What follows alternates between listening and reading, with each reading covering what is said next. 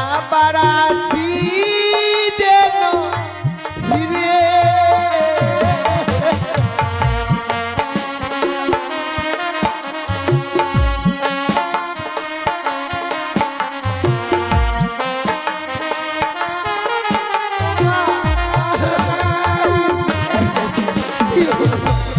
এই ওই আসি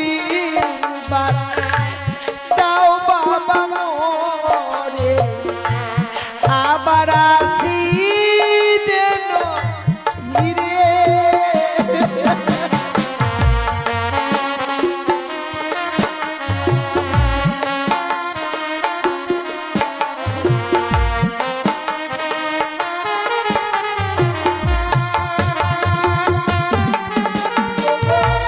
জানি না জীবনে কবে হবে দেখা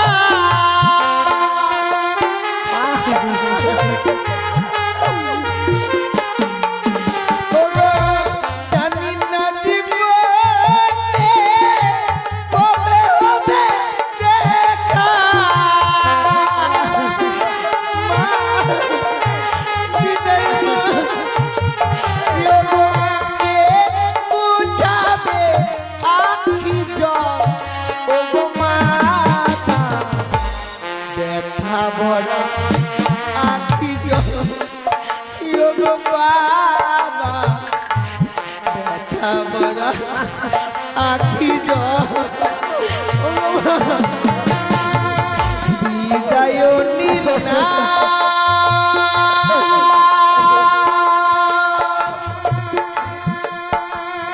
বিদায়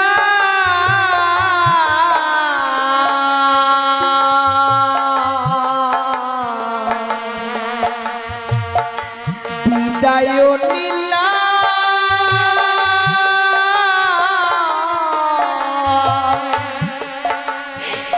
বিদায়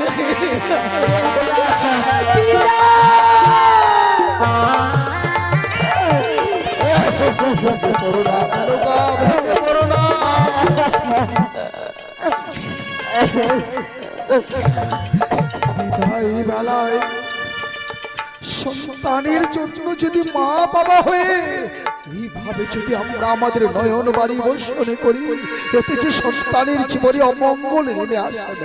ওগো তুমি কি বলতে পারো আমি মা বেহুলাকে ছেড়ে কেমন করে থাকবো? একদিন তোমাকে যেভাবে নিয়ে এসেছিলাম তোমার মা বাবার কাছ থেকে ছিল, আমাদের কন্যাও আজকে ঠিক তাই আমাদেরকে ত্যাগ করে নিজ শ্বশুরালে চলে গেছে। দেখো দেখো মেনকা, আমাদের ছোট্ট নাবালিকা চার পেয়ারার পালকিতে চেপে ছুটে যাচ্ছে শ্বশুরালে। ওগো চলো আমরা পিছন থেকে আরেকবার আমাদের কন্যাকে পিছন থেকে আরেকবার দেখো। বেহুলা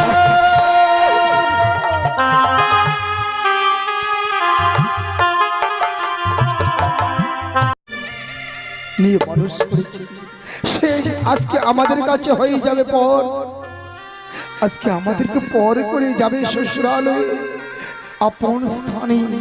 কিন্তু দুঃখ করলেও আমাদের যে কিছুই করার নেই মেনকা।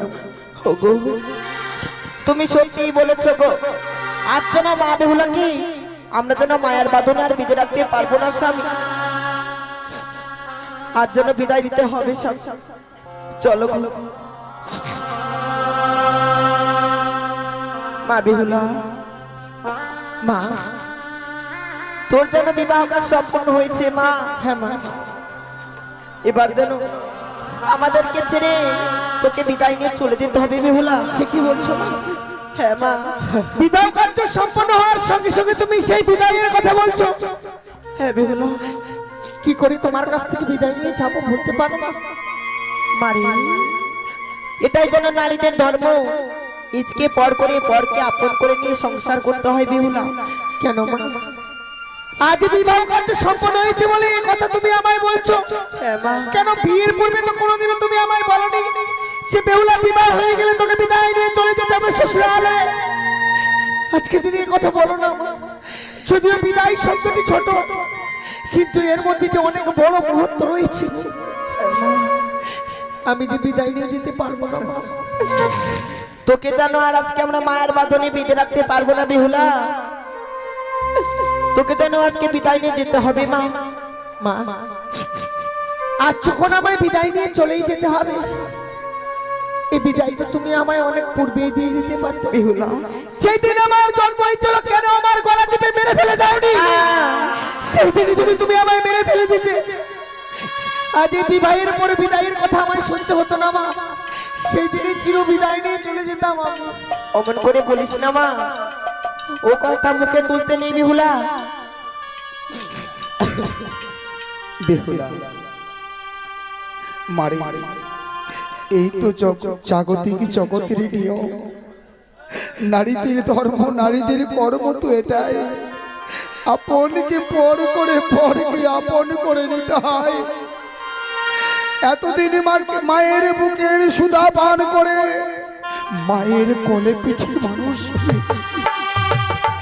আজ সেই মাকে ত্যাগ করে যেতে হবে তোকে শ্বশুরালয়ে।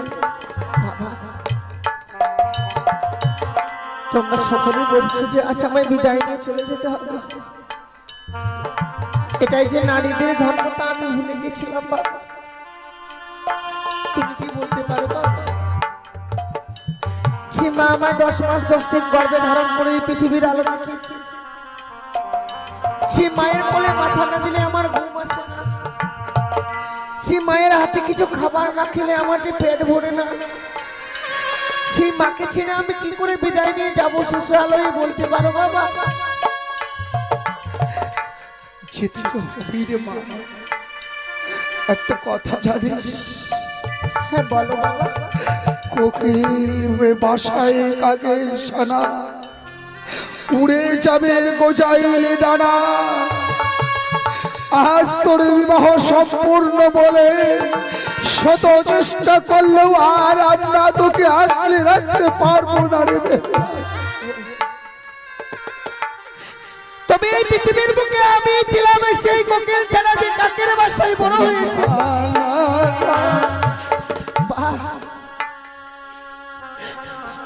বুঝতে পেরেছি বাবা, এতদিন তোমার মাথার বোঝা হয়েছিলাম তো বেহুলা, আজ আমার বিবাহ দিয়ে দিয়েছো, তোমার মাথা থেকে সেই বোঝা নেমে গেছে। বেশ বাবা, এতদিন যে সব সময় বাবা বাবা বলে ডেকে তোমায় বিরক্ত করতাম, আজ থেকে আর আসবো না বাবা, আর বাবা বাবা বলে ডেকে তোমায় বিরক্ত করবো না।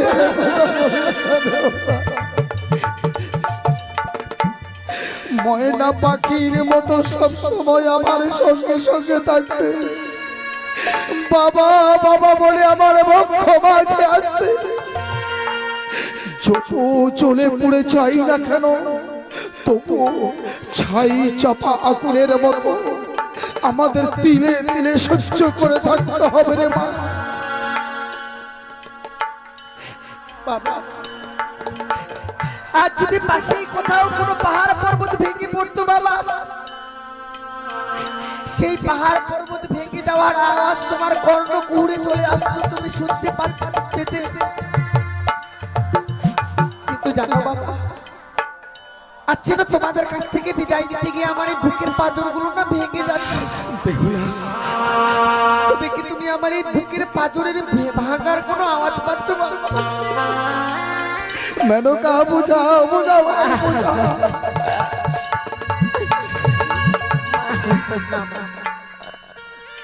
আমি জানি আজ আমায় বিদায় নিয়ে চলে যেতে হবে, সত কথা বললেও এই রাজপ্রাসাদে আমার আর জায়গা নেই। এই যে এত বড় রাজপ্রাসাদ আছে না মা, এই রাজপ্রাসাদে প্রত্যেকটি উজানি নগরে প্রত্যেকটি প্রজাবিন্দুর জায়গা হবে, আছে এই হতভাগীর জায়গাটুকু আর হবে না। আজ আমায় বিদায় নিয়ে চলে যেতে হবে। কিন্তু জানো মা, ছোট থেকে যখন তোমার কাছে বড় হয়েছি, তুমি তো বলতে বেহুলা নারীদের জীবনে অনেক কাজ, কিন্তু কোনোদিনও তো তুমি আমায় কোনো কাজ কর্ম শেখাও না। না মা, তোকে আমি কোনোদিন কর্ম শিখাইনি বেহুলা।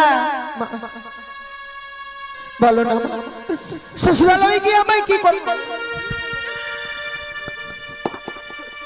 বেহুলা, মা তোকে আর শ্বশুরালয়ে গিয়ে কি কি কর্ম করতে হবে মা, তোকে আমি এক এক করে সব শিখিয়ে দিব বেহুলা। বেশ মা, শিখিয়ে দাও মা। বেশ মা।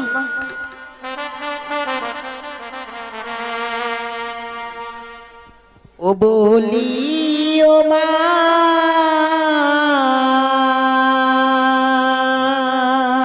মা বেহুলা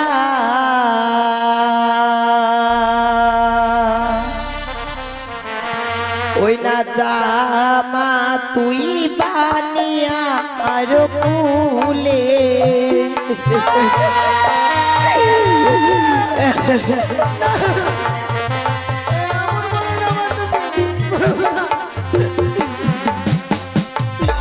বলিও মা বেহুলা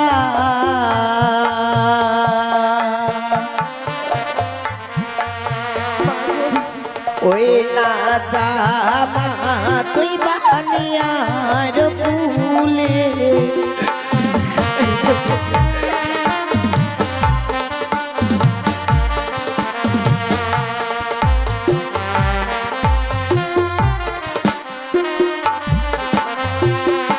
বেহুলা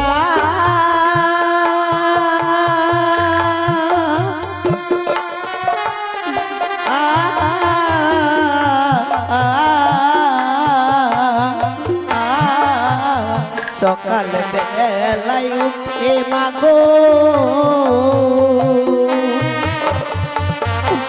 মাগো দিও তারো সাথী মা আমি তাই করবো, তাই করবো গো। আরে সন্ধ্যা বেলায় মা বেহুলা সন্ধ্যাবেলা বলো মা, মা তুমি দেবে সন্ধ্যা বাতি মা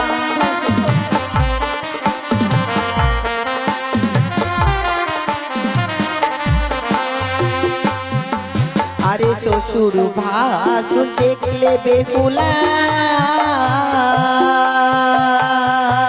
কি করবো মা? মা তুই দেবে মাথায় ঘুমটা বল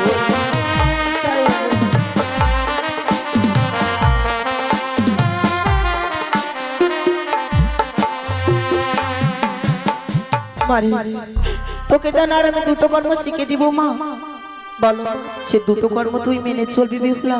বেশ বলে দাও।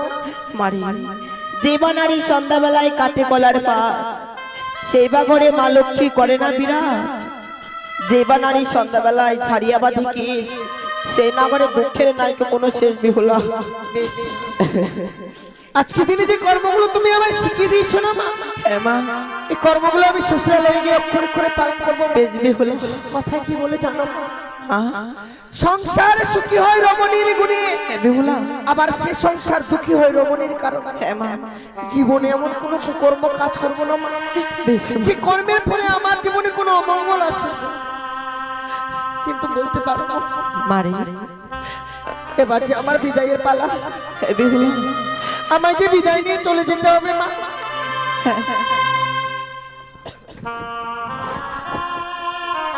এই বিদায় কালে তোমরা আমায় প্রাণ ভরে আশীর্বাদ করো মা। শ্বশুরালয়ে গিয়ে যেন স্বামীকে নিয়ে সারা জীবন ঘর করতে পারি, আমি যেন তোমার মতো স্বামী সোহাগিনী হয়ে থাকতে পারি বেহুলা।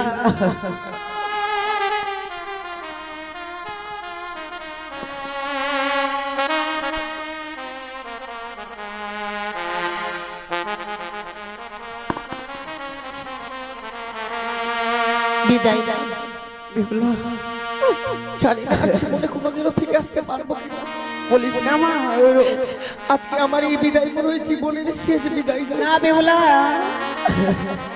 বিদায় ও জানি নগরের বাবা মায়েরা বিদায় গো, বিদায় বিদায় ও বেলা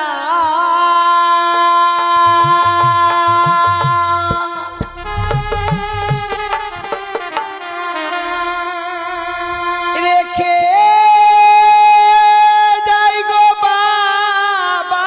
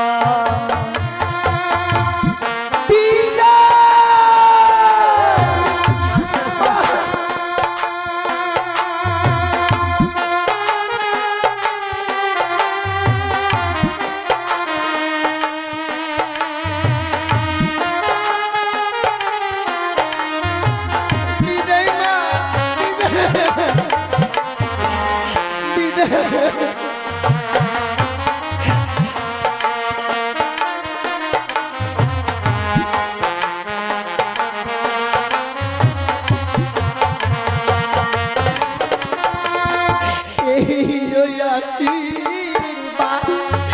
দাও মাগো মোরে আবার আসি যেন ফিরে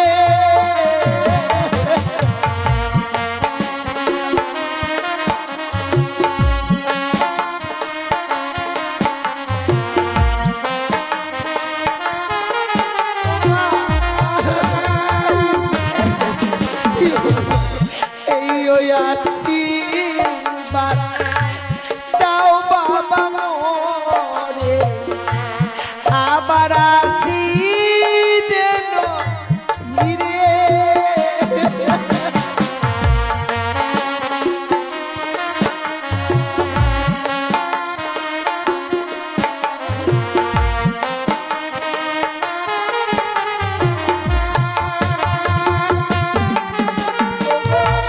জানি না জীবনে কবে হবে দেখা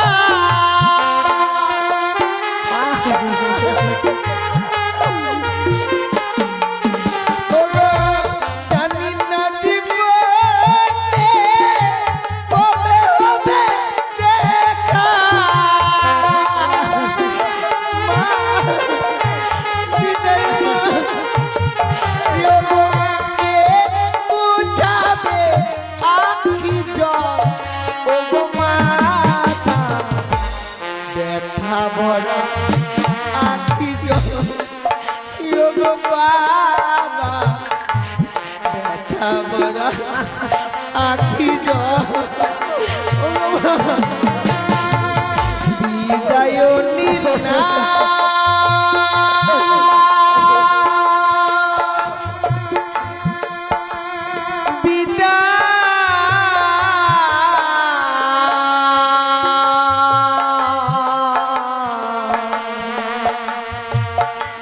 বিদায় নীলা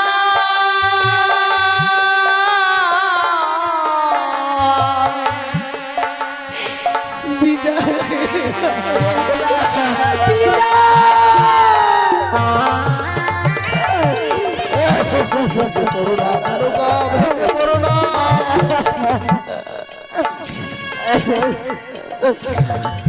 বিদায় বেলায় সন্তানের জন্য যদি মা বাবা হয়ে এইভাবে যদি আমরা আমাদের নয়ন বাড়ি বর্ষণে করি, এতে যে সন্তানের জীবনে অমঙ্গল নেমে আসবে। ওগো, তুমি কি বলতে পারো আমি মা বেহুলাকে ছেড়ে কেমন করে থাকবো? একদিন তোমাকে যেভাবে নিয়ে এসেছিলাম তোমার মা বাবার কাছ থেকে ছিল, আমাদের কন্যাও আজকে ঠিক তাই আমাদেরকে ত্যাগ করে নিজ শ্বশুরালে চলে গেছে। দেখো দেখো মেনকা, আমাদের ছোট্ট নাবালিকা চার পেয়ারার পালকিতে চেপে ছুটে যাচ্ছে শ্বশুরালে। ওগো চলো আমরা পিছন থেকে আরেকবার আমাদের কন্যাকে পিছন থেকে আরেকবার দেখো। বেহুলা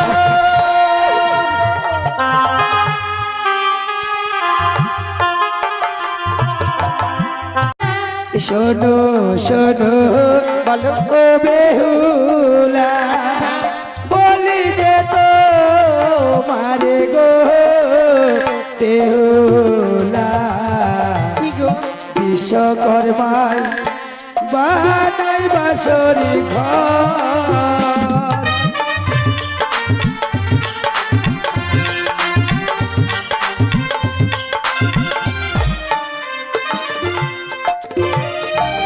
জানো কি এই বাসর ঘর নির্মাণ করেছে বিশ্বকর্মা। তাই বুঝছি। হ্যাঁ গো। ওগো পূর্ব দিকে দেখি না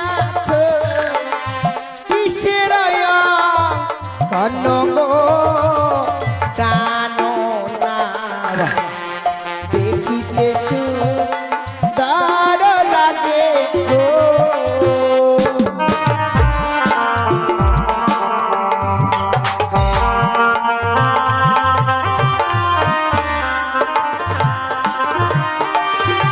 পূর্ব দিকে দেখো কেন দিয়ে আচ্ছা দেব দিবা করো গো বেহুলা এমন সুন্দর বাসরি ঘর সে দেখো এই পূর্ব দিকে রয়েছে দেব দিবাকরের চিত্র অঙ্কন।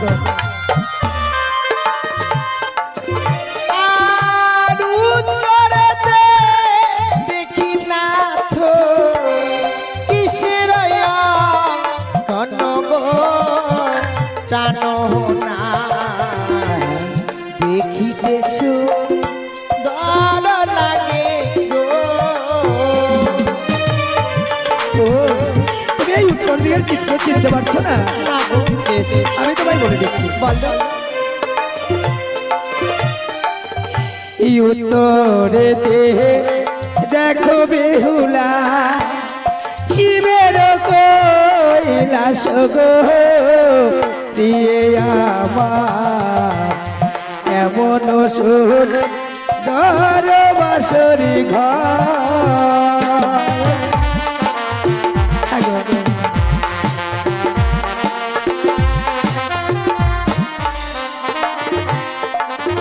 ওগো চারিদিকে দেখি না তো কিসের অনগো প্রাণ না তাই নাকি? দেখিতে সুন্দর লাগে গো। তাই বুঝি এই চারিদিকে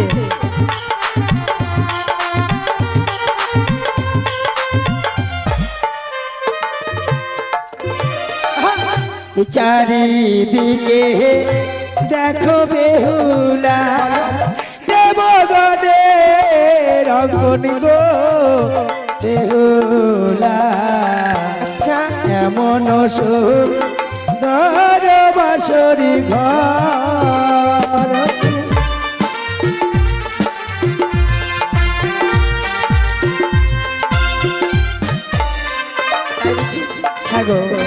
স্বয়ং দেব শিল্পী বিশ্বকর্মা দ্বারা পিতা আমাদের লক্ষ লক্ষ টাকা ব্যয় করে এই নির্মাণ করেছে বলো হো বাসর ঘর। জানো প্রভু, বলো সেই বাসর ঘর নির্মাণ করেছে হ্যাঁ আজ এই নিশ্চিতে তাকে যদি আমি কাছে পেতাম কি উপহার দিতাম জানো?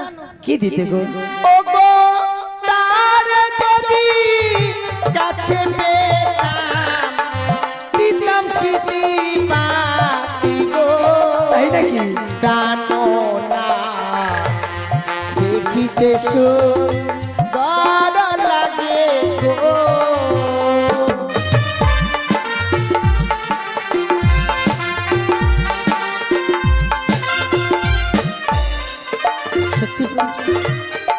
বেহুলা যে এই বাসর ঘর নির্মাণ করেছে তাকে তো আমরা কাছে পাবো না গো। তাহলে আমরা কি করবো জানো? কি?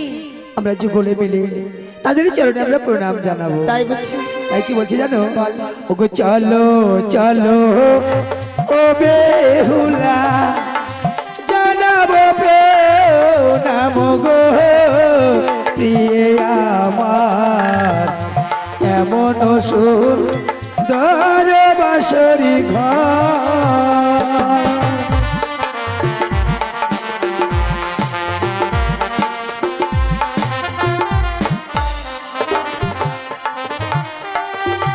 দাঁড়াও, আমার বন্ধু কি যেন বলে। বাসর ঘরে তোমার বন্ধু কোথায়? বাবা আমাদের বাসরের গানে সন্তুষ্ট 50 টাকা করে দুজনকে দান করেছে। আমাদেরকে বাসর ঘরে টাকা দিতে আসছে গো। হ্যাঁ সত্যি। দাও তুমি নেবে? নাও। তাই বলছিলাম কি জানো প্রিয়, জানি না এত বড় নিশি আমরা কি করে কাটাবো। কি করে কাটাই বলো তো? বলছিলাম কি জানো প্রিয়, আমি বৌদিদের মুখে শুনেছিলাম কি গো বাসর ঘরে নাকি পাশা খেলতে হয়। পাশা হ্যাঁ গো, তুমি জানো? হ্যাঁ আমি জানি। আমি জানি না। তুমি জানো না? কিন্তু আমি যদি তোমায় শিখিয়ে দিই, তুমি আমায় শিখিয়ে দিলে আমি তোমার সঙ্গে পাশা খেলবো। খেলবে? বেশ, তবে চলো আমরা পাশা খেলা শুরু করি। বেশ চলো। তুমি যদি হেরে যাও হ্যাঁ তাহলে আমার এটা গোটে গোটে। বেশ বেশ।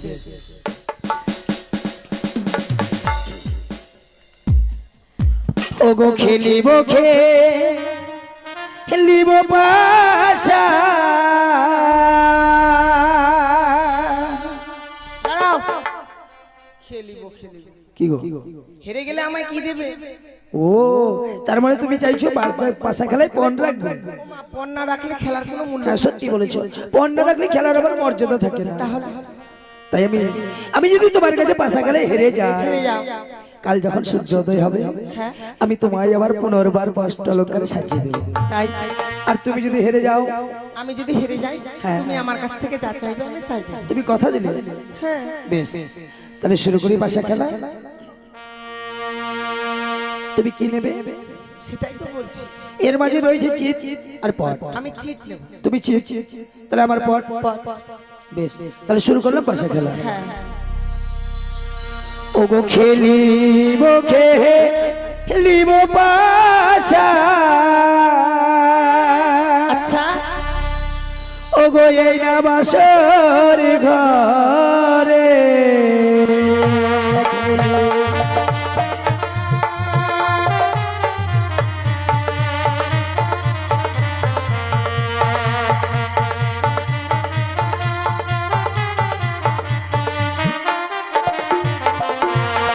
আর খেলিব খেলিব পাশা, এই না বাসরি ঘরে।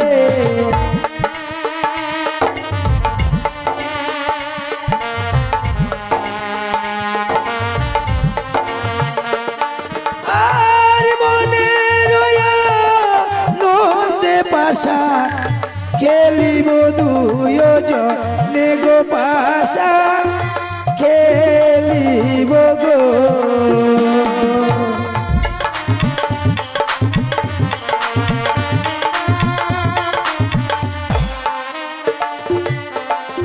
আর পৃথিবী দান চালাবো আমি শিব শম্ভুর নামে।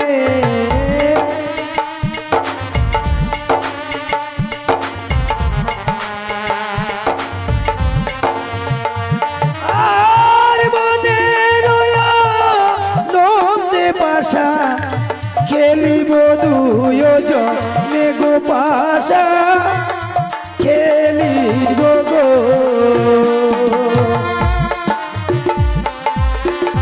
জয় শিব শম্ভু, জয় বাবা জয় শিব শম্ভু। দেখো দেখো, তুমি চিট চেয়েছিলে হ্যাঁ আর পট উঠেছে, তাহলে আমার জয়। হেরে গেলাম। হ্যাঁ, তাহলে এবার তুমি চালা। কি নেবে? আমি নেব পট। আমি বালি চালাই পাশা, ধর্ম কর্মের নামে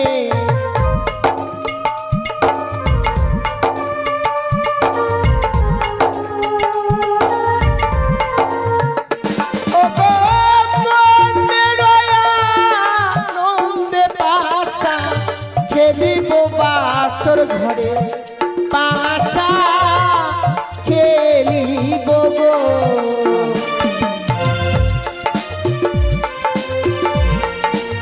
জয় আমার জয় শিব শম্ভু, জয় শিব শম্ভু। এবার যেন তোমার জয় হয়েছে। এবার আমার জয় হয়েছে। তুমি চালিয়েছো, আমি আমার মন বলছে তুমি কিন্তু জাদু জাদু জানো। আমি যে জাদু করে নেবে। হ্যাঁ বেশ, এবার আমি চালাবো, দাও। বেশ, চালাও। এবার তুমি কি নেবে? এবার আমি পট নেব। পট নেবে? বেশ, তাহলে আমি চালাই। চালাও। ওগো তৃতীয় দানো চালাবো আমার মাতা পিতার নামে।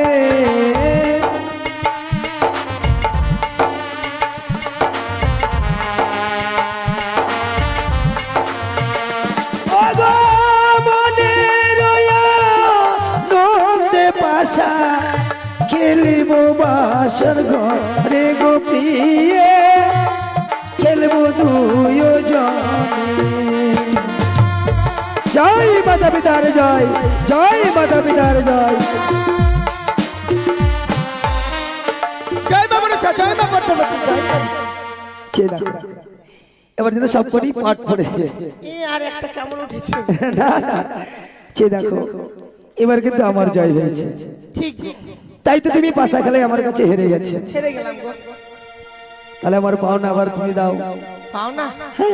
কি? তুমি আমায় কথা দিয়েছো আমি যা চাইবো তুমি তাই দিবে।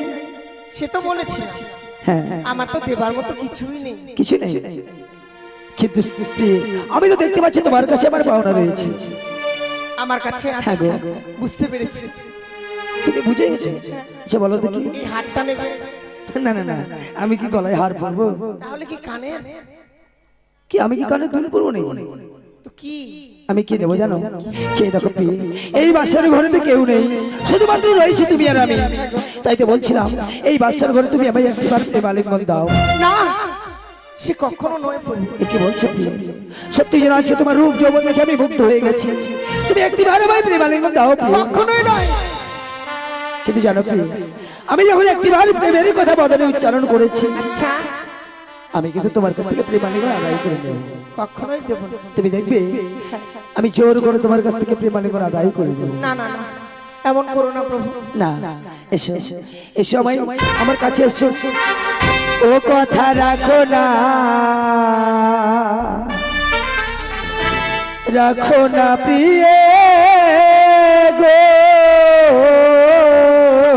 কথা।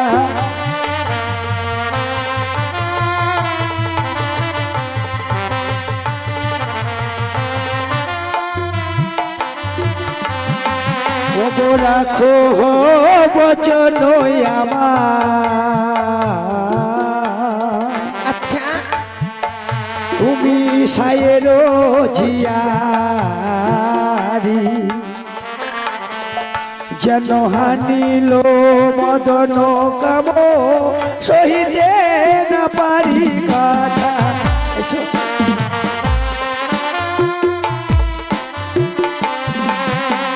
দেখো প্রভু, এই বাসর ঘরে বাবা আমাদেরকে যখন রেখে যায়, হ্যাঁ, বাবা কি বলেছিল জানো? কি বলেছিল? বৌমা, যখনই তুমি বিপদে পড়বে আমায় স্মরণ করবে।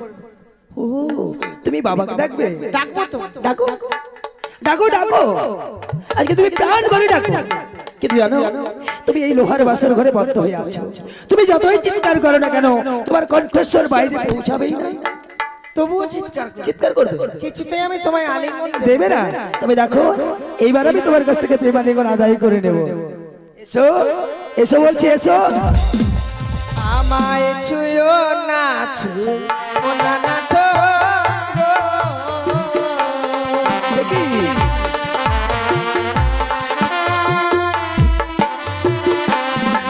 তোমার হস্ত অঙ্গ ভারী, ও গো নাথ সহিতে নাই আমি পারি।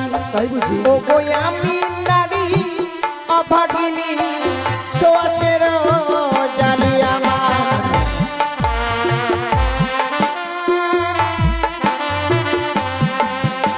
তোমার হস্ত অঙ্গ ভারী আমি সহিতে না পারি। হ্যাঁ, আমি নারী অভাগিনী, সোয়াশের জালি। তাই নাকি? আমার এই নারীত্ব জীবনটা একটি শ্বাসের জালির সঙ্গে তুলনা। তাই নাকি? কিন্তু আমি কি বলছি জানো? কি? ও গো প্রেম জালা বড়ই জালা,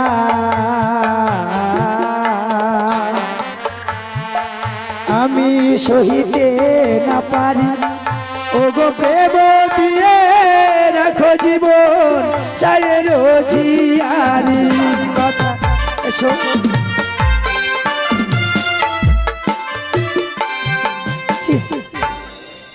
এত সুন্দর করে বুঝিয়ে বলছি, তুমি বুঝতে পারছো না?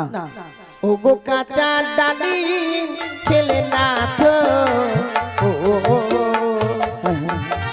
ও গো নাথ মুখে লাগে গো, আর পাকা ডালিম খেলে না তো মুখ ভরা রসনা।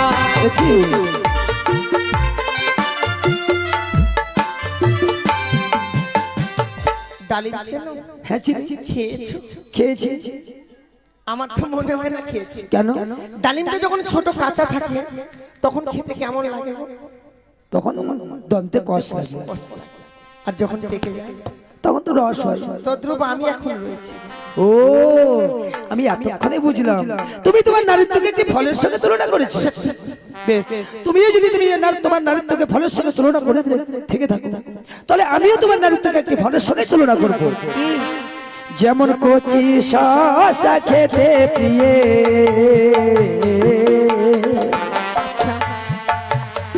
ও গো প্রিয়ে কতই লাগে ভালো, আবার সেই শসাটি পেকে গেলে আর না লাগে ভালো কথা।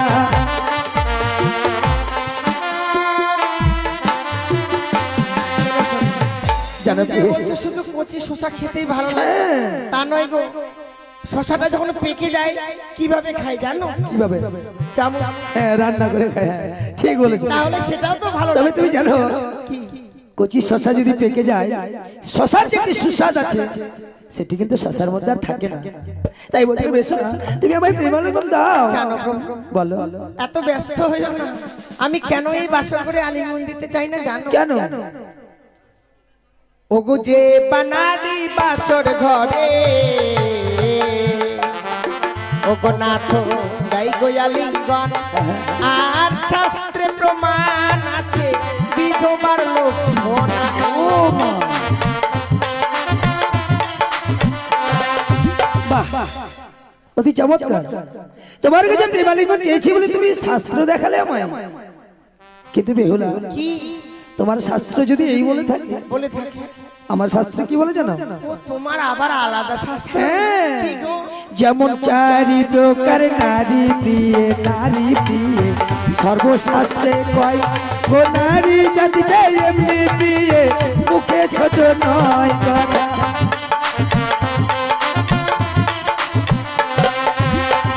এটাই তো পুরুষ জাতির দুর্বলতা।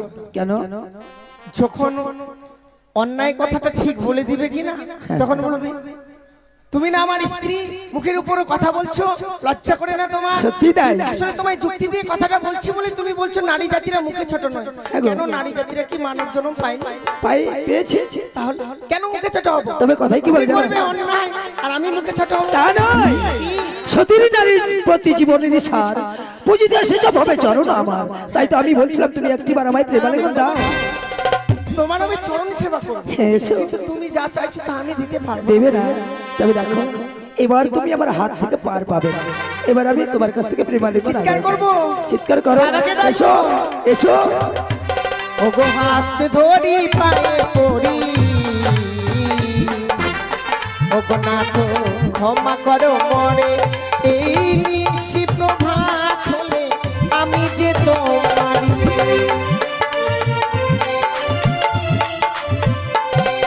দেখো প্রভু, বেহুলা, এই নিশিটা আমরা কাটিয়ে নিই, তারপর তো আমি তোমার সারাটা জীবনই থাকবো। শোনো বেহুলা, সত্যি আজকের দিনে তোমার কাছে আমি মনে প্রাণে প্রেমালিঙ্গন চাইনি। কেন গো? কেন জানো? আজকে তোমার কাছে ছলনের আশ্রয় নিয়ে আমি চেয়েছিলাম সারাটা নিশি তোমার সঙ্গে জেগে জেগে কাটাবো। ঠিক বলেছো গো। এত সুন্দর করে যে এতটা নিশি কেটে গেছে আমাদের বুঝতেই পারেনি। একে একে আমাদের চতুর্থ তৃতীয় প্রহর চলে গেছে। আর এরকম বুদ্ধি করো না, তাহলে সকাল হয়ে যাবে। সত্যি। ওগো বেহুলা, জানো আজকের দিনে তোমায় যদি আমি কিছু বলি তোমার কথা রাখবে না গো? কেন রাখবো না বলো? জানো আমি যখন বিবাহ কারণে তোমাকে তোমারও জানিতে আমি ধাবিত হই, মায়ের হাতে দুগ্ধ পান করে আমি গেছিলাম। কিন্তু জানো আজকের দিনে আজকে আমি বড় ক্ষুধার্ত, তুমি আমার জন্য রন্ধন করে দেবে না? এই যে পুরুষ জাতির দুর্বলতা, একটু আগে কি বললে নারী জাতিরা মুখে ছোট নয়, কেন রান্না করে খেতে পারছো না? তা তুমি পারবে না। বেশ গো, তুমি যখন ক্ষুধার্ত এই মুহূর্তে আমি তোমার জন্য রন্ধন করে নিয়ে আসবো। কিন্তু তুমি তো জানো বাসর ঘরে এসেছি, কিছুই জানি না কোন দ্রব্য কোথায় রয়েছে। তুমি যদি আমায় একটু দেখিয়ে দাও। দেখিয়ে দেবো। সে দেখো প্রিয়, ওই বাসের ঘরে রয়েছে ঘটের জল, ঘটের জল দিয়ে তুমি রন্ধন করবে। তারপর তোমার কঙ্কনে রয়েছে চাল, নারিকেলের খুঁড়ি দিয়ে তুমি পাত্র বানাবে। আচ্ছা, তোমার অগ্নি পাশের শাড়ি ঘষে তুমি অগ্নি জ্বালাবে। জ্বালাবো। আর আমার জন্য এক অন্য পঞ্চ ব্যঞ্জন রন্ধন করে নিয়ে আসবে। আর শোনো প্রিয়, তুমি তো তখন রন্ধনশালায় রন্ধন করো, আর আমি গিয়ে স্বর্ণ পালকে ক্ষণিক সময় বিশ্রাম করি। দেখো প্রভু, বিশ্রাম করতে যাচ্ছ যাও, বিশ্রাম করতে গিয়ে আবার ঘুমিয়ে যেও না গো। বেহুলা, যদি বা আমি ঘুমিয়ে যাই তুমি আমার ঘুম ভাঙাই না গো। বেশ, আসি, তুমি রন্ধন করো।